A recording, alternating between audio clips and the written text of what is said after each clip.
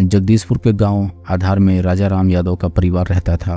परिवार में पत्नी विष्णा देवी और 4 बेटे राम उदित, रामदत्त, श्रीदत्त और श्रीनाथ व 2 बेटियां फूलकला और सुमित्रा थी। फूलकला सबसे बड़ी थी तो सुमित्रा सबसे छोटी।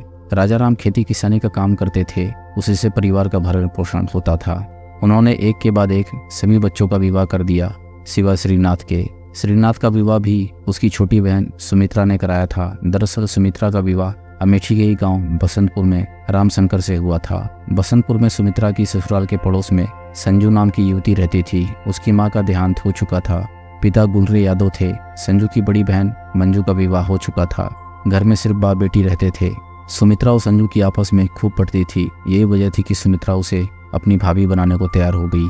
बड़े भाई श्रीनाथ के लिए संजू के रिश्ते की बात सुमित्रा ने अपने परिवार में छेड़ी तो सभी ने संजू को देखा, वह सभी को पसंद आ गई। इसके बाद संजू और श्रीनाथ की शादी हो गई। यह बात करीब 12 साल पहले की है। संजू को ससुराल आए कुछ ही महीने बीते थे कि उसके पिता गुलरे का देहांत हो गया।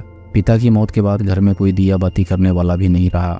इस पर श्रीनाथ मंजू के साथ अपनी ससुराल में आकर रहने लगा। ससुराल में सिर्फ रहने को मकान था, खेती बाड़ी कुछ भी नहीं थी। इसलिए श्रीनाथ दूसरे लोगों के खेतों पर काम करके अपनी आजीविका चलाने लगा। श्रीनाथ जितना सीधा साधा और सज्जन युवक था उतना ही मेहनती था। जिस काम में एक बार जुट जाता उसे खत्म किए बगैर चैन नहीं लेता था। लोग उसकी तारीफ करते थे कि काम के प्रति लगन हो तो श्रीनाथ जैसी। इस पर श्रीनाथ कहता, किसान जब तक खेत को अपने पसीने से नहीं सींचता उसकी पैदावार में खुशबू नहीं आती। गांव वाले श्रीनाथ के मुंह पर कम पीठ पीछे अधिक तारीफ किया करते थे। समय गुजरता गया और संजू 2 बेटियों की मां बनी। 2 बेटियों के जन्म के बाद खर्चा बढ़ा तो श्रीनाथ और ज्यादा मेहनत करने लगा। अधिक मेहनत से वह शिथिल पड़ने लगा, जो कि संजू को रास नहीं आ रहा था। उसकी शारीरिक जरूरत पूरी नहीं होती तो झुंझला उठती। इसी में वह श्रीनाथ से लड़ बैठती। इस सब को लेकर दोनों में अनबन रहने लगी। श्रीनाथ के फुफेरे मामा सत्यनारायण यादव का लड़का था मुन्ना, जो अमेठी के गांव लंगोटीपुर में रहता था। मुन्ना पेशे से प्लम्बर था। वह 4 भाइयों में सबसे बड़ा था। मुन्ना का विवाह रानी से हुआ था। उससे उसके 2 बच्चे थे। बसंतपुर से लंगोटीपुर के बीच की दूरी लगभग 14 किलोमीटर थी। अधिक दूरी न होने के कारण मुन्ना अक्सर बाइक से श्रीनाथ और सुमित्रा के घर उनसे मिलने आया जाया करता था। दोनों के घर पास ही थे। वह संजू के पास अधिक रुकता था क्योंकि वहाँ संजू के अलावा घर में कोई नहीं होता था। श्रीनाथ काम पर चला जाता था। बेटियां या तो स्कूल में होती थी या तो बाहर कहीं खेल रही होती थी। उसके आने का उद्देश्य भी संजू से मिलने और उसके साथ समय बिताने का होता था। संजू उसके दिल को बहुत ही ज्यादा भा गई थी। दोनों के बीच वैसे भी देवर भाभी का रिश्ता था तो दोनों में खुलकर बातचीत और हंसी मजाक हो जाती थी। मुन्ना जब भी संजू के घर आता तो खुश होकर ही जाता था।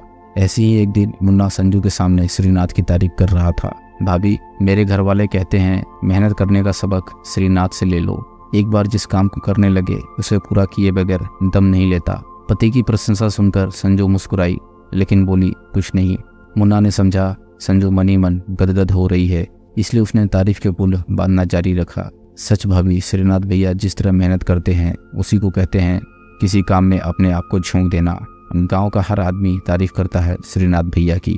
हाँ, सुबह से देर शाम तक खेत में ही जुटे रहते हैं। संजू का जी जला तो वह कुड़कर बोली, जो करना चाहिए वह तो करते नहीं, लोगों को दिखाने के लिए दिन भर खेतों में फावड़ा चलाते हैं। मुन्ना के दिमाग में बिजली सी कौन थी कि जो करना चाहिए वह तो करते नहीं का क्या मतलब है। कहीं ऐसा तो नहीं कि श्रीनाथ को जो करना चाहिए वह नहीं करता। अपने मन की कल्पना से कोई नतीजा निकाल लेना उचित नहीं था। अतः शब्दों की गहराई में पहुंचने के लिए मुन्ना ने संजू के चेहरे पर नजरें जमाकर पूछा, भाभी, मैं तुम्हारी बात नहीं समझ पा रहा हूँ। श्रीनाथ भैया कौन सा काम नहीं करते जो उन्हें करना चाहिए। संजू ने अपने मन की भड़ास निकालने के लिए मुंह खोला ही था कि उसकी ननद सुमित्रा वहां आ गई। इससे दोनों की बातों पर विराम लग गया। सुमित्रा कुछ देर तक उन दोनों के पास बैठी बातें करती रही। उसके बाद वह मुन्ना को अपने साथ अपने घर ले गई। फिर कुछ देर बाद वह वहां से चला गया। मुन्ना ने बहुत सोचा पर वह संजू की असंतुष्टि का कारण नहीं जान सका। उसे सुमित्रा पर भी झुंझलाहट हो रही थी, जिसने उसी समय वहां आकर उनकी चर्चा पर विराम लगा दिया था। संजू की असंतुष्टि का कारण जानने के लिए मुन्ना देर रात तक माथापच्ची करता रहा। उसके बाद यह सोचकर सो गया कि कल जाकर संजू से जरूर पूछेगा। दूसरे दिन दोपहर में वह अपनी बाइक से बसंतपुर पहुंच गया। घर में रोज की तरह संजू अकेली थी। दोनों ने दिल से मुस्कान बिखेरकर एक दूसरे का अभिवादन किया। उसके बाद मुन्ना के मन की बात ऑटो से फिसल गई। भाभी, तुम कल कह रही थी श्रीनाथ भैया वह काम नहीं करते जो उनको करना चाहिए। आखिर ऐसा कौन सा काम है जो भैया नहीं करते?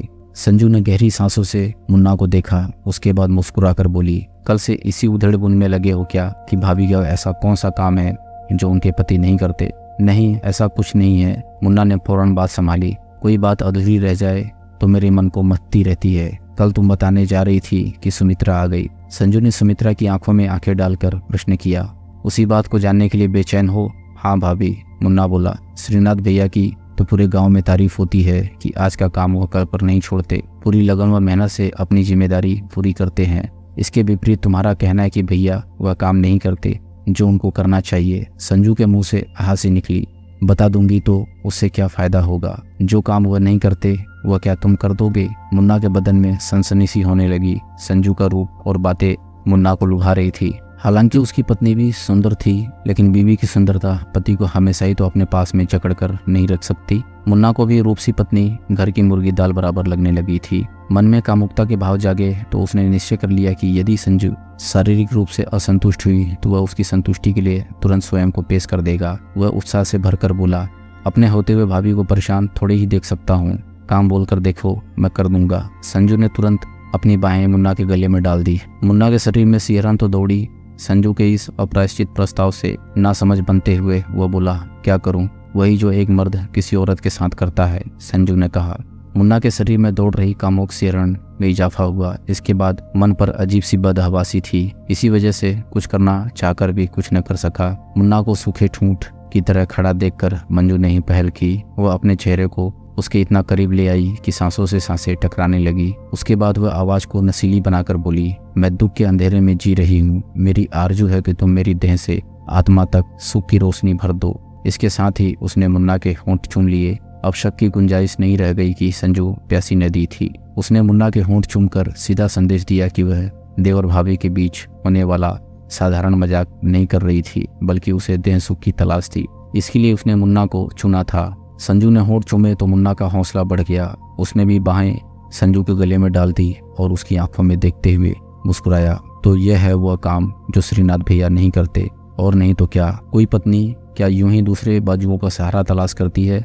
मजबूरी में उसे ऐसा करना पड़ता है। शब्दों की शक्ल में संजू के मुंह से उसका दर्द निकला।